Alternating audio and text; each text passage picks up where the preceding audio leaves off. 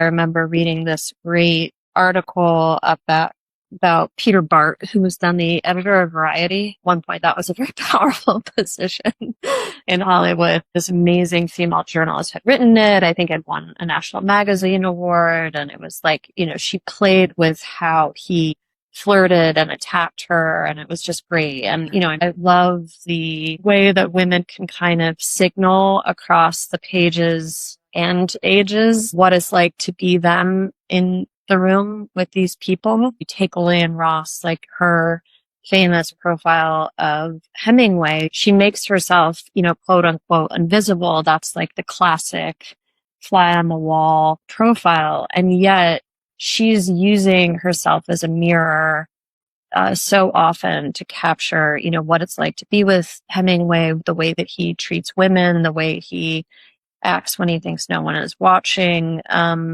And you see him so vividly that way. And I do feel like it's this communication across, generations. With the Peter Bart story, it was the same thing. When I started at the LA Times, Amy Wallace, who wrote that story, was an editor there, and she took me under her wing in so many ways. She edited my first magazine piece for the LA Times Magazine, West, which doesn't exist anymore. But it was on Joe Francis and Girls Gone Wild. I had this like crazy experience where he attacked me physically while I was reporting on him, although he's a pretty nutty person, so it wasn't so out of nowhere. But I called Amy and was like, I thought maybe I was going to get fired, which shows you like the mental state of me. She was so good at helping me shape a story that had used the way that he had treated me as a larger like message and lesson and lens onto this person, onto as a profile.